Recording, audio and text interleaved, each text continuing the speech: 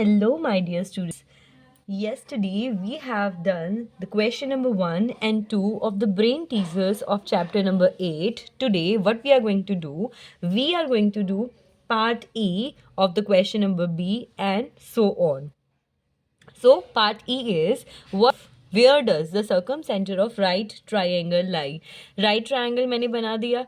I have to find कि इसका circumcenter कहाँ पर lie करता है. I will show you. Firstly, मुझे क्या करना होगा? I have to draw the perpendicular bisector. तो परपेंडिकुलर बाइसेक्टर बनाने के लिए मैं कितनी भी आर्क लगा लेती हूँ, मतलब हाफ से थोड़ी ज़्यादा होनी चाहिए, एक ऊपर एक नीचे. Then I will repeat the same process. One in the upward direction. I have to do two arc जिसकी जो लेंथ है वो हाफ से थोड़ी ज़्यादा होगी. One in the downward direction, one in the upward direction. Now from the another side, I have to draw an arc, one in the upward direction and one in the downward direction. Now I have to join these two arcs like this. This is our perpendicular bisector. Similarly, मैं इस वाली side का if I give name to it A, B, C, अब मैंने perpendicular bisector बनाया है B line BC का. इसी तरह से I have to draw a perpendicular bisector of line AB and AC. Let me show you. This is the perpendicular bisector of the line AB. Now I am going to draw the perpendicular bisector. I have to do the perpendicular bisector of line C. तो compass half से थोड़ी सी ज़्यादा open करेंगे. एक arc नीचे वाली side, एक arc ऊपर वाली साइड. अगेन एक आर्क होगी हमारी in the upward direction and one in the downward direction. Now I get the perpendicular bisector of line AC. This is the perpendicular bisector. Now we can see easily that the perpendicular bisector क्या होता है? Circumcenter which lie on the hypotenuse of the right angle triangle. So our question is, where does the circumcenter of the right angle lie? तो right angle triangle का circumcenter कहाँ पर lie करता है? Hypotenuse पे. So I can write the circumcenter of a right triangle lie on the hypotenuse, correct? Question number 2 is, a man goes 5 meter in the east and 12 meter in the north direction. Before starting this sum, it is mandatory to understand कि कौन सी direction कहाँ पर होती है. तो ये आप अच्छे से learn कर लीजिए कि सबसे ऊपर होती है हमारी north direction, नीचे होती है हमारी south, लेफ्ट में होती है वेस्ट और राइट में होती है ईस्ट. इसे हम लर्न कैसे करेंगे? इसे हम ऐसे लर्न करेंगे. नॉर्थ का मतलब होता है उत्तर, तो हर क्वेश्चन का उत्तर होता है हमारे माइंड में. हमारा माइंड होता है सबसे ऊपर, ठीक है. तो उसकी अपोजिट साउथ आ गई नीचे. ईस्ट में है हमारी कंट्री इंडिया, और इंडिया हमेशा राइट होती है, तो राइट में आएगा ईस्ट, उसके अपोजिट आएगा वेस्ट में, ठीक है. सबसे ऊपर नॉर्थ ऊपर, क्योंकि उत्तर हमारे माइंड में होता है, वो सबसे ऊपर होता है, उसका अपोजिट साउथ नीचे. ईस्ट में हमारी कंट्री, और हमारी कंट्री हमेशा राइट होती है, सो ये राइट में आएगा, और वेस्ट उसका अपोजिट हो गया, ठीक है. तो let's move on to the question. Question क्या कह रहे हैं? A man goes 5 metre in the east, मतलब एक मैन है जिसने यहाँ से शुरू किया, हम लगा लेते हैं ये 5 मीटर ईस्ट में जाता है, ये गया 5 मीटर ईस्ट में. Then 12 metre in the north direction, तो यहाँ पर पहुँच गया. अब नॉर्थ डायरेक्शन में जाएगा 12 मीटर, चला गया 12 मीटर नॉर्थ डायरेक्शन में, ठीक है. उसके बाद find the distance from the starting point. ये हमारा स्टार्टिंग पॉइंट, यहाँ से इसका जो डिस्टेंस है वो मुझे फाइंड आउट करना है. यानी मुझे क्या निकालना है? मुझे हाइपोटेन्यूज को फाइंड आउट करना है. तो हम हाइपोटेन्यूज को कैसे फाइंड आउट करते हैं? By using Pythagoras theorem. Bye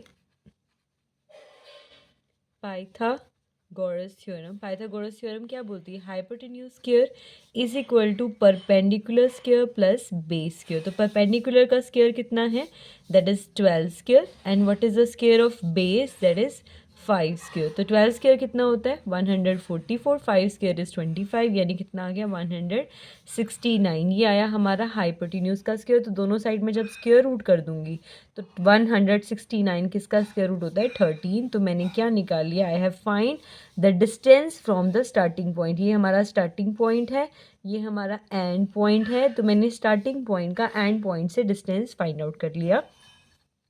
let's move on to our question number 3। ये क्या कह रहा है, the width of the rectangle is 5 centimetre. तो एक रेक्टेंगल है मेरे पास, मैं एक रफ डायग्राम ड्रॉ कर लेती हूँ एक रेक्टेंगल का। This is my rectangle, let me erase it. ठीक है, ये रेक्टेंगल है जिसकी विड्थ मेरे पास गिवन है, width is 5 centimetre, it's diagonal is 13 centimetre. इसकी डायगनल की लेंथ मेरे पास गिवन है, this is a diagonal, this is of length 13 centimetre. I have to find its parameter, मुझे इसका पैरामीटर फाइंड आउट करना है। तो पैरामीटर कैसे पता चलेगा, when I got the length of its, जो इसकी ट्राइंगल की लेंथ है, जब वो मुझे पता चल जाएगी, मुझे ये वाली साइड पता चल जाएगी, because I know the formula of parameter.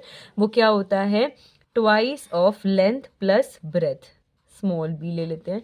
ठीक है, तो ब्रेथ तो मेरे पास है लेकिन लेंथ तो नहीं है, तो वो मैं कैसे फाइंड आउट कर सकती हूँ, how I can find this length, I can find this length by using the right angle triangle formula, that is Pythagoras theorem। तो इसको मैं नामकरण संस्कार करती हूँ पहले, then I start the question।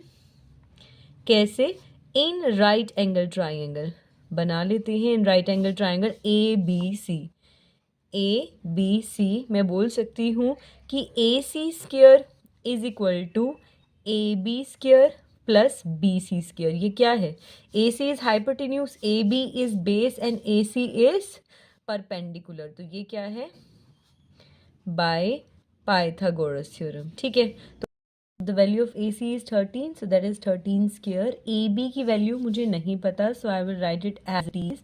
The value of BC is 5, so that is 5 square। okay, so 13 square is 169। AB square की value मुझे नहीं पता, the square of 5 is 25। तो जिस चीज़ की मुझे वैल्यू फाइंड आउट करनी होती है उसे हम एक कान दे देते हैं, 25 इस साइड आ जाएगा, नेगेटिव हो जाएगा। Then I got the value of AB square is 144। ठीक है, इस साइड लिख देती हूँ। तो AB दोनों साइड अगर मैं स्क्वायर रूट कर दूँ, then I got 12, because the square of 12 is 144। कैसे निकालते हैं, the square of 1 is 0 1, the square of 2 is 04।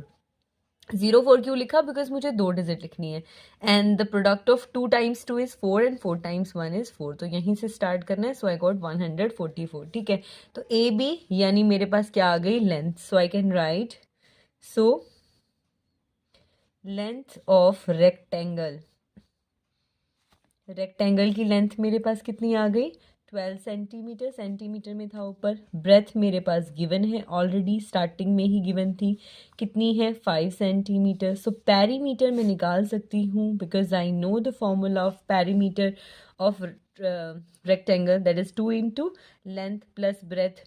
तो लेंथ की वैल्यू भी मेरे पास है, ब्रेथ की वैल्यू भी मेरे पास है।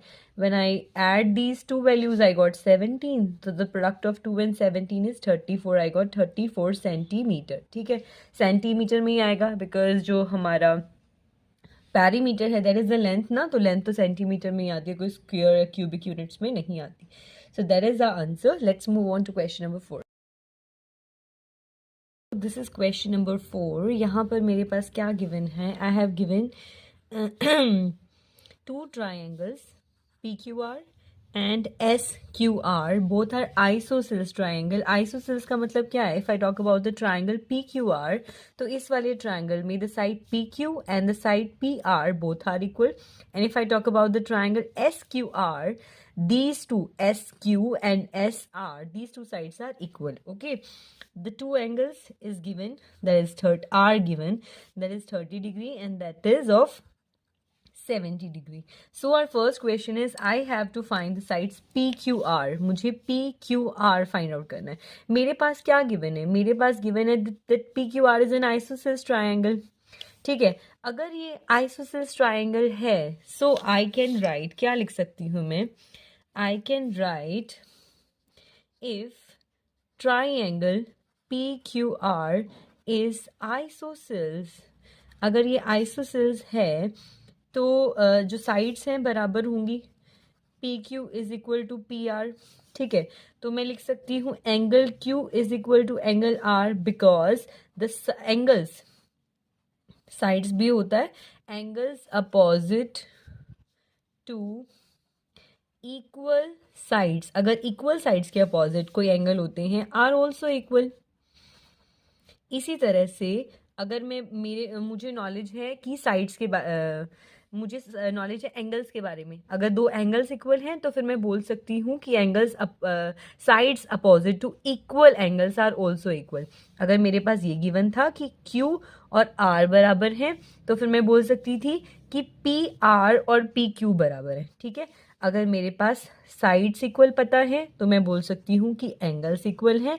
अगर मेरे पास एंगल्स इक्वल हैं पता है तो मैं उसी तरह से बोल सकती हूँ कि साइड्स भी आपस में इक्वल हैं। क्लियर? क्वेश्चन में if I write angle PQR is equal to angle PRQ तो ज़्यादा करेक्ट होगा। क्यों करेक्ट होगा? बिकॉज एंगल Q की जब मैं बात कर रही हूँ तो क्या पता मैं एंगल इस पूरे एंगल की बात कर रही हूँ या मैं इस वाले एंगल की बात कर रही हूँ या मैं इस वाले एंगल की बात कर रही हूँ। तो correct notation to write the angles is PQR is equal to PRQ, ठीक है। अगर ये दोनों एंगल्स आपस में इक्वल हैं तो फिर मैं कैसे क्या कर सकती हूँ? इन ट्राइंगल PQR में मैं लिखूंगी angle P plus angle PQR plus में एंगल PRQ, क्योंकि यही होता है ना कि एंगल P, यहाँ पर सिर्फ एक ही एंगल है पॉइंट P पे, इसलिए मैंने एंगल P लिखा, ठीक है। तो इन तीनों एंगल्स का सम कितना होने वाला है? 180, ठीक है। मैंने लिख दिया ट्राइंगल सम प्रॉपर्टी से। तो एंगल P की वैल्यू मेरे पास ऑलरेडी गिवन है, इट इज 30 डिग्री। ऊपर मैंने लिखा PQR किसके बराबर है? PRQ के, तो फिर मैंने लिख दिया यहाँ पर। इसको अगर मैं इक्वेशन 1 बोल दूँ तो फिर मैं यहाँ पर इजीली लिख सकती हूँ बाय यूजिंग इक्वेशन 1, ठीक है। तो ये तो अपनी जगह पर ही रहेगा विच इज़ इक्वल टू 180। तो ये 30 प्लस 2 बार सेम एंगल, तो मैंने लिख दिया 2 बार same angle is equal to 180। तो जिसकी वैल्यू मुझे फाइंड आउट करनी होती है उसको मुझे अकेला छोड़ना होता है, तो मैं इसको 30 को दूसरी साइड भेज देती हूँ। I got 150। तो that is PQR is equal to 150 degree, ठीक है। तो अब मुझे क्या करना है? PRQ की वैल्यू फाइंड आउट करनी। कैसे फाइंड आउट करेंगे? दोनों साइड 2 से डिवाइड कर देते हैं, तो मेरे पास कितना आ गया? 75 डिग्री। PRQ की वैल्यू आ गई, लेकिन PRQ किसके इक्वल था? PQR के। तो मैं बोल सकती हूँ क्या आ गया मेरा answer? PQR is equal to PRQ is equal to 75 degree. यहाँ पर मैं दोबारा बोल सकती हूँ कि मैंने किसे यूज़ किया है? I have use the equation 1। Now let's move on to our part number 2, जो हमसे क्या पूछ रहा है?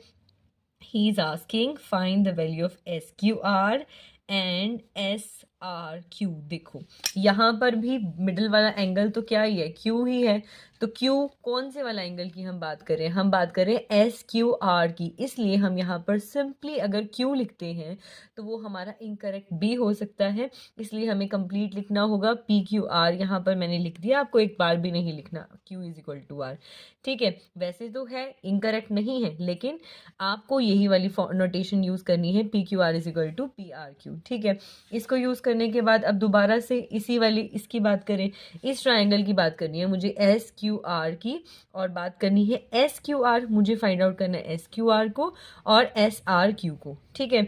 दोबारा से मैं वही वाली बात बोल सकती हूँ, इस वाले ट्रायंगल के अंदर जब हम जाएंगे, बिकॉज ये दोनों आइसोसेल्स ट्रायंगल है तो ये दोनों साइड्स इक्वल हैं, तो फिर ये वाले एंगल्स भी सेम होंगे। तो मैं लिख देती हूँ, क्या मैं लिखूंगी?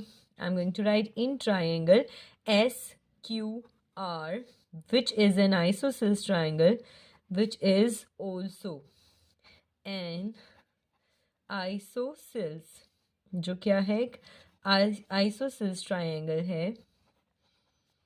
सो as done previously, yeah, as we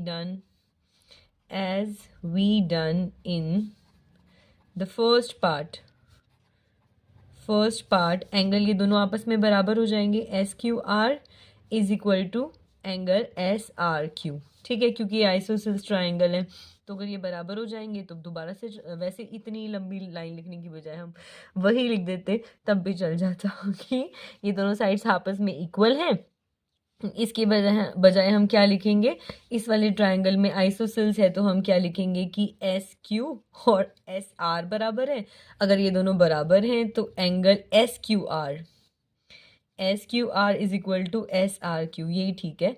ये दोनों आपस में बराबर है, क्यों है, because angles opposite to equal sides are also equal. तो आप यही लिख लीजिएगा, ये तो ज़्यादा बड़ी लंबी चौड़ी लाइन हो गई, ठीक है। यहाँ पर रीज़न ज़रूर लिख दीजिएगा कि आप angle opposite to equal sides are also equal, ठीक है। तो दोबारा से इन ट्राइंगल, कौन से वाले ट्राइंगल की हम बात करेंगे, एस क्यू आर की बात करेंगे।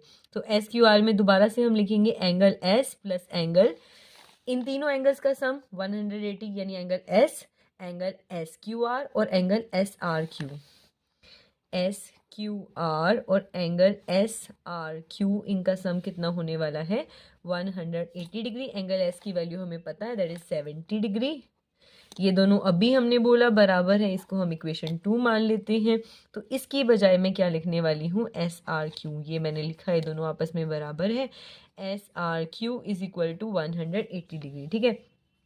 तो ये क्या हो जाएगा, twice S R Q is equal to 180 degree. तो हम सेम प्रोसेस रिपीट करते चलेंगे। 180 में से 70 में डायरेक्ट सब्ट्रैक्ट कर दूँ, 110 आ जाएगा। और एस आर क्यू दोनों साइड किससे डिवाइड करना है, 2 से, तो आ जाएगा 55 डिग्री, ठीक है। अगर ये 55 डिग्री के बराबर है तो दोनों एंगल क्या थे, बराबर। तो हम यहाँ पर भी लिखेंगे बाय इक्वेशन 2 और यहाँ पर भी हम लिखेंगे S R Q is equal to S Q R which is equal to 55 degree. दोबारा से हम लिखेंगे बाय इक्वेशन 2, ठीक है। अब लास्ट हमारा पार्ट क्या है, लास्ट क्वेश्चन हमें क्या कह रहा है, I have to find the value of x, ठीक है। और एक्स था कहाँ पर, अभी तक हमने ड्रॉ नहीं किया था, अब हम ड्रॉ कर देते हैं। ये रहा हमारा एक्स, ठीक है। इस एंगल की मुझे वैल्यू निकालनी है। मुझे कंप्लीट पी क्यू आर की वैल्यू भी पता है, मतलब मुझे ये वाला कंप्लीट एंगल भी पता है, मुझे ये वाला एंगल भी पता है। तो जब मैं इस कंप्लीट एंगल में से, इसको थोड़ा बड़ा बना देते हैं, छोटे में से बड़ा सब्ट्रैक्ट करता हुआ अच्छा नहीं लग रहा, तो जब मैं बड़े वाले एंगल में से ये छोटे वाला, ये छोटू सा एंगल जिसकी वैल्यू मुझे पता है, अभी मैंने निकाला ना एस क्यू आर की वैल्यू 55 डिग्री है, और इसकी वैल्यू कितनी निकाली थी मैंने, 75 डिग्री। तो 75 में से जब मैं छोटू से 55 को सब्ट्रैक्ट कर दूंगी, then I got the value of x, जो सिर्फ इतना है, ठीक है। तो कर सकते हैं ना हम, दोबारा से देख लो कि मेरे पास इस एंगल की वैल्यू पता है मुझे, ठीक है, और इस वाले एंगल की वैल्यू भी पता है। तो ये वाला एंगल मैं निकाल सकती हूँ, क्योंकि एक्स तो बराबर होने वाला है। सेम इसी केस में थोड़ी सी कन्फ्यूज़न उधर हो जाए, इसीलिए मैंने यहाँ पर आपको समझा दिया कि x यहाँ पर इसके इक्वल ही होने वाला है, कि मैं बड़े वाले एंगल में से छोटे वाला एंगल सब्ट्रैक्ट करने वाली हूँ। लिखूंगी मैं यही वाली कि P Q R minus S Q R, ठीक है। पी क्यू आर, ये रहा हमारा पी क्यू आर में से I am going to subtract S Q R, ठीक है। पी क्यू आर में से मैं एस क्यू आर सब्ट्रैक्ट करने वाली हूँ, then I got the value of x degree, ठीक है। तो करो, कैसे फाइंड करेंगे हम एक्स की वैल्यू, हम कैसे फाइंड आउट करेंगे, we are going to subtract angle P Q R minus angle S Q R, वो क्या आ जाएगा हमारे पास, एंगल एक्स, ठीक है। तो एंगल एक्स क्या आने वाला है, पी क्यू आर की वैल्यू अभी मैंने निकाली थी, कितनी निकाली थी, 75 डिग्री, और एस क्यू आर की कितनी निकाली थी, 55। तो 75 में से जब I subtract 55, I got 20 degree. So that is the answer of our third part, ठीक है। Okay, so in question number 5 मेरे पास क्या गिवन है, in triangle P Q R, एक ट्राइंगल है मेरे पास P Q R, it is an isosceles triangle. अगर ये आइसोसेल्स ट्राइंगल है तो I can write P Q और पी आर आपस में इक्वल है, ठीक है। ये मेरे पास गिवन है कि पी क्यू और पी आर इक्वल है।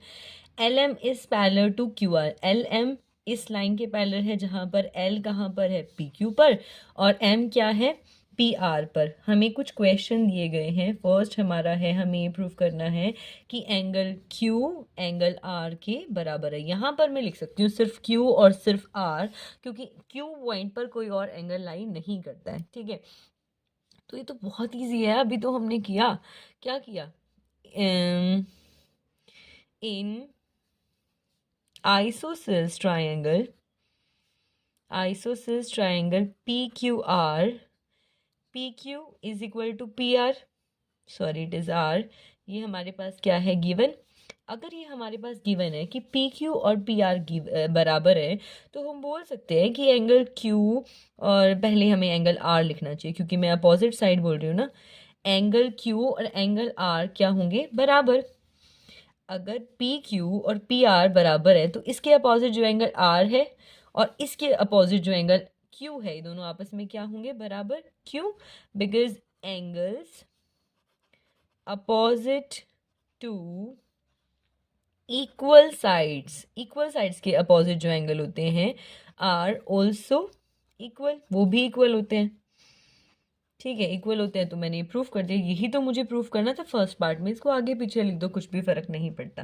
ठीक है, फर्स्ट पार्ट हमारा प्रूव हो गया।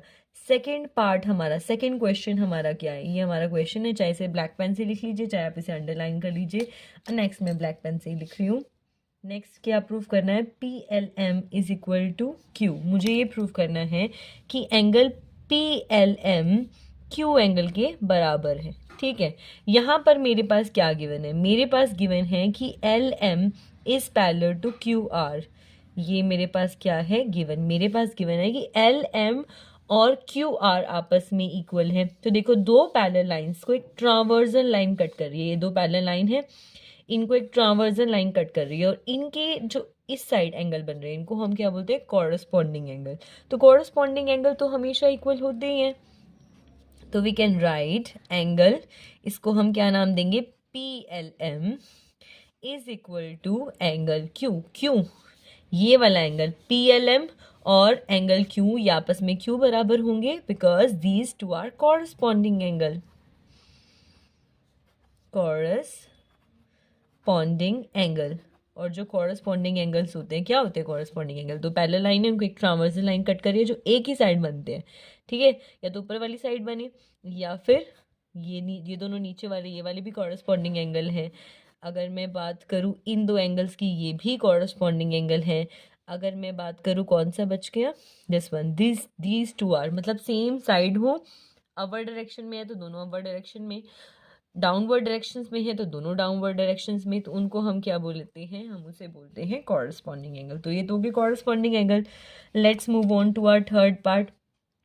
थर्ड पार्ट में हमसे मांग रहा है PML is equal to angle R, यानी इसने हमसे पूछा है कि PML यानी ये वाला एंगल और एंगल R, क्या ये दोनों आपस में इक्वल है। तो दोबारा से हमें कुछ ऐसी ही लाइन नहीं दिख रही, ट्रांवर्सल लाइन इस साइड हो गई, तो पैरेलल लाइन को एक ट्रांवर्सल लाइन कट कर रही है जिसका नाम है PR।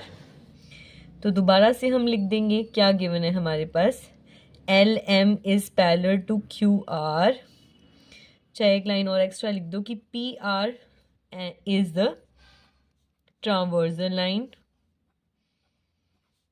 ठीक है, ये एक ट्रांवर्सल लाइन है जो उसे कट कर रही है। तो दोबारा से हम यही बोलेंगे कि PML और R ये आपस में क्या है, these two are corresponding angle. Okay, because these two are corresponding angle, तो ये दोनों आपस में क्या होंगे, इक्वल होंगे। क्योंकि अगर दो कोई भी पैरेलल लाइंस हैं, चाहे ट्रांवर्सल लाइन ऐसे कट कर रही है, चाहे ट्रांवर्सल लाइन ऐसे कट कर रही है, ट्रांवर्सल लाइन वो होती है जो दो पैरेलल लाइंस को कट करती है, तिरछी लाइन। ठीक है, तो उसके जो एक डायरेक्शन में और सेम अपवर्ड या डाउनवर्ड दोनों के दोनों हो, तो उन एंगल्स को हम क्या बोलते हैं, कॉरस्पॉन्डिंग एंगल। तो ये दोनों आपस में इक्वल हो गए। ठीक है, अब हमारा क्वेश्चन नंबर 4, पार्ट नंबर 4 हमें क्या कह रहा है, ये हमसे पूछ रहा है कि क्या PML और PLM ये दोनों आपस में बराबर हैं। यानी ये पूछ रहा है कि PLM और PML आपस में बराबर हैं। हाँ हैं, क्यों नहीं है, बिकॉज हम फर्स्ट पार्ट से अगर हम ये उठाएं, फर्स्ट पार्ट में हमें क्या बोला गया कि angle Q is equal to R। ठीक है, फ्रॉम फर्स्ट पार्ट हम क्या उठाएंगे, फर्स्ट पार्ट में हमारा क्या था कि angle Q is equal to angle R। ठीक है, और थर्ड पार्ट में हम, सेकेंड पार्ट में हमने क्या क्या मिला था कि यहाँ पर हम लिखेंगे ये लिख दिया angle Q is equal to R. तो एंगल Q की जगह पर मैं क्या लिख सकती हूँ, angle PLM is equal to angle R लिख देते हैं फ्रॉम, हमने कहाँ से लिया ये, सेकंड पार्ट से लिया, थर्ड से नहीं सेकंड से लिया हमने, ठीक है। फिर PLM, एंगल P किसके बराबर है, PML के, ये हमने कहाँ से लिए, ये लिया है हमने थर्ड पार्ट से, यहाँ लिख दो फिर ये फ्रॉम थर्ड पार्ट, ठीक है। सबसे पहले फर्स्ट पार्ट से हमने ले लिया, क्या ले लिया, Q is equal to R ले लिया हमने। फिर हमने ले लिया सेकेंड पार्ट से कि एंगल Q तो PLM के बराबर है, ले लिया। फिर थर्ड पार्ट से हमने ले लिया कि एंगल R तो PML के बराबर है, वो ले लिया हमने थर्ड पार्ट से। तो यही तो हमने प्रूव करना था, hence proved. Let's move on to our fifth part. वो क्या कह रहे हैं, ट्राइंगल PLM इज आइसोसेल्स। मुझे ये प्रूव करना है कि ये जो ट्राइंगल है ना PLM, ये क्या है, आइसोसेल्स है। ये आइसोसेल्स कब होगा, जब ये वाली साइड PL और PM आपस में बराबर हो जाएगी।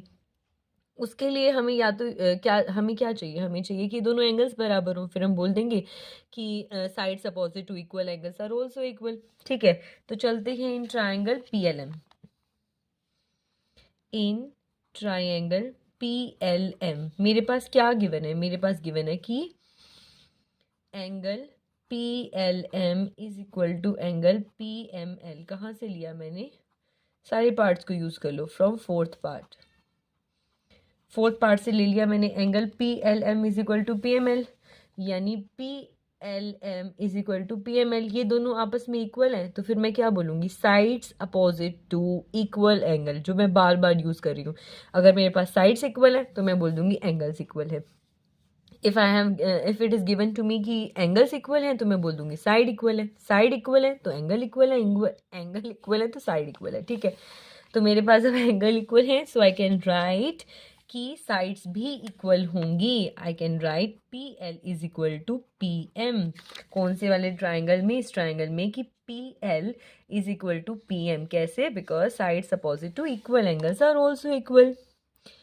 क्या लिखेंगे हम, sides opposite to equal angles are also equal, ठीक है। इक्वल होते हैं तो फिर जब दोनों की दोनों इक्वल है तो हम क्या बोल देंगे, so triangle PLM is an isosceles triangle. यही तो हमें चाहिए था, तो जो चाहिए था वो मिल गया, दैट्स ऑल।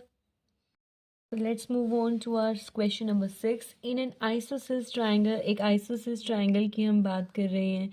isosceles triangle कौन सा होता है, जिसकी दो साइड्स आपस में इक्वल होती हैं, यानी these two sides are equal। अगर मैं इसका नामकरण संस्कार कर दूँ then that is PQR।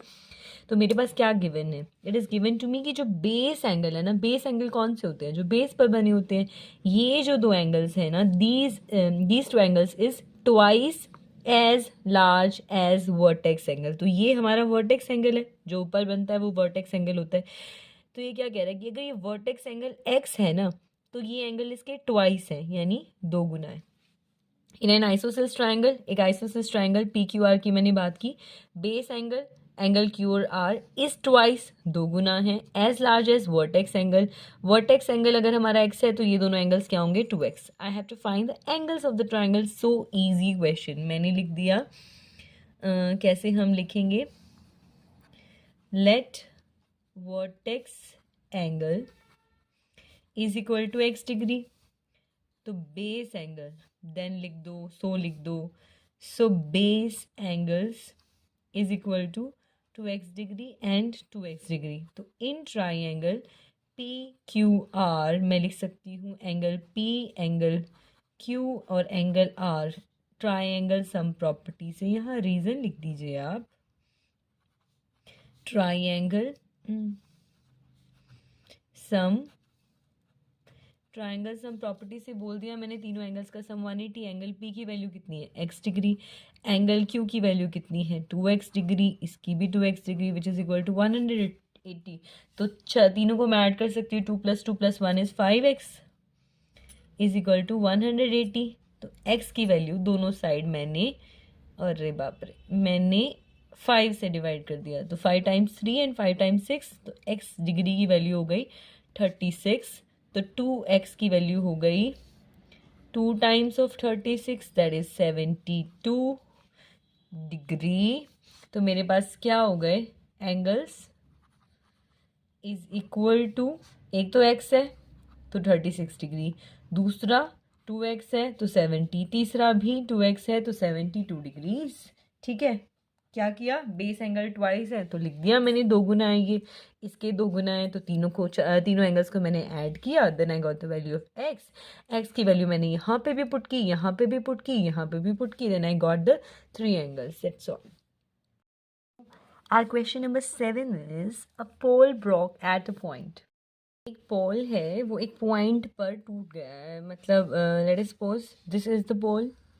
ठीक है, ये इस पॉइंट पे ब्रोक हो गया है, तो ब्रोक होकर इस तरह से गिरेगा, करेक्ट।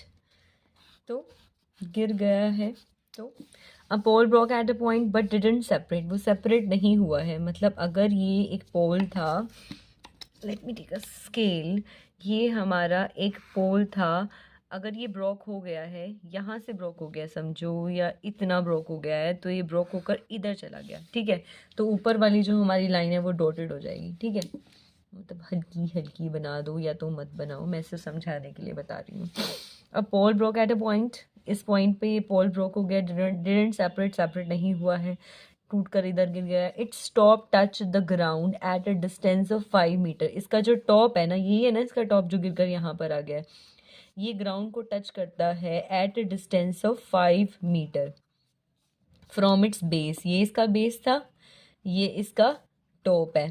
ठीक है, इस ट्रायंगल का नाम ही हम ये दे देते हैं BT, और ये मिडल है जहाँ से वो ब्रोक हुआ है।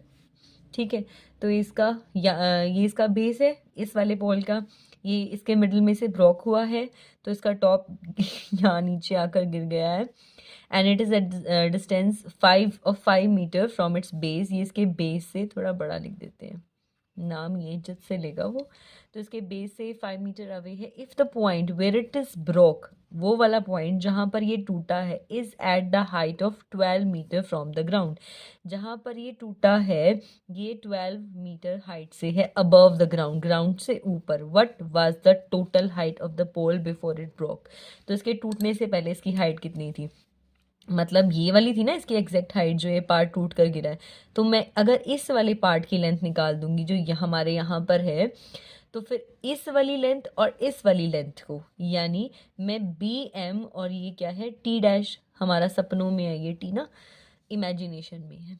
ठीक है, तो अगर मैं इस वाली लेंथ को निकाल लूँगी, MT को निकाल लूँगी, यानी ये MT डैश को मैं निकाल लूँगी, और इन दोनों लेंथ को मैं ऐड कर दूंगी, तो मेरे पास एक्चुअल पोल की लेंथ आ जाएगी। दोबारा देखो, ये हमारे पास BT डैश एक पोल था, ये हमारी इमेजिनेशन में है कि मतलब ये पोल इतना लंबा हुआ करता था, B से लेकर T डैश तक जाता था, फिर ये बीच में से ब्रोक हो गया, टूट गया, तो ये अलग नहीं हुआ, ये नीचे आकर गिर गया, तो ये यहाँ पर इसका टॉप यहाँ पर आकर टच कर रहा है, जो 5 मीटर अवे है इसके बेस से, और इसकी जो लेंथ है ना, जो टूटा हुआ पोल है उसकी जो लेंथ है, मतलब वो ग्राउंड से 12 मीटर अबव है, मतलब इसकी टूटे हुए की जो खड़ा हुआ है साबर, जहाँ जितना साइज उसका खड़ा हुआ है, that is of length 12 metre.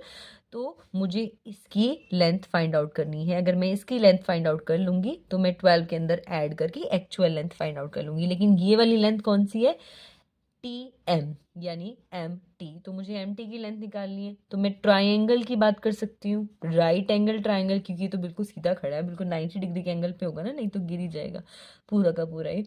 तो राइट एंगल ट्राइंगल की मैं बात कर सकती हूँ, इसको मैं हाइपोटेन्यूज बोल सकती हूँ, और हाइपोटेन्यूज की वैल्यू मैं बहुत ईजीली निकाल सकती हूँ। स्टेटमेंट इतनी लंबी है, सम कुछ भी नहीं है, तो ये स्टेटमेंट देखकर कंफ्यूज नहीं होना है। डोंट जज a person by its face, कभी भी उसके फेस से उसको जज नहीं करना चाहिए, हमें पता चल गया, बहुत इजी क्वेश्चन है ये।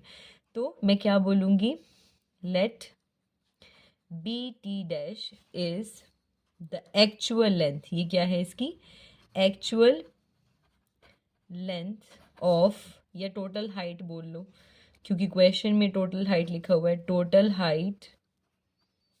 ठीक है, इसकी जगह आप बोल दो total height, total height of the pole, pole की टोटल हाइट है वो। ठीक है, अगर ये पोल की टोटल हाइट है, तो and it broke at the point, कौन से पॉइंट पे ब्रोक हुआ है, M, ठीक है। So the pole is broken, was broken, टूट गया है, इन 2 पार्ट्स। वो 2 पार्ट्स कौन कौन से हैं, BM एंड MT। तो मुझे फाइंड किसकी करनी है, लेंथ, MT की लेंथ फाइंड आउट करनी है। तो in triangle, right angle triangle बना लो, in right angle triangle BMT में क्या बोल सकती हूँ मैं बोलूँगी, अगर मैं इसकी बजाय MBT लिखूँ तो ज़्यादा अच्छा नहीं होगा, क्योंकि वो बीच वाला एंगल हमेशा बीच में आना चाहिए। वैसे हम लिख सकते हैं BMT, लेकिन वो ज़्यादा अच्छा लगेगा।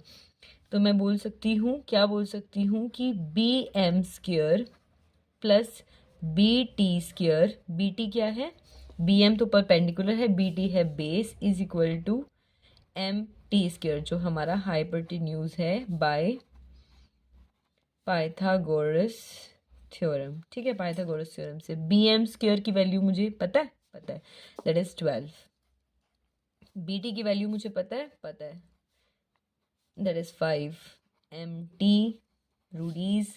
The square of 12 is 144, the square of 5 is 25। MT की वैल्यू मुझे फाइंड आउट करनी है, इस दोनों को ऐड करेंगे 169 आएगा, which is equal to MT square, ठीक है। मैंने गलती से TM लिख दिया था तो MT वापस कर दिया, इसमें कंफ्यूज होने वाली कोई भी बात नहीं है। तो स्क्वायर रूट करेंगे दोनों साइड, तो the square root of 169 is 13, तो MT की वैल्यू मेरे पास कितनी आ गई, 13 centimetre.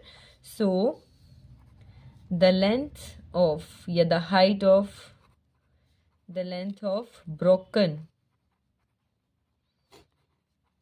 part MT is equal to 13 centimeter. So BT dash, या हम बोले total height of pole क्या होगी,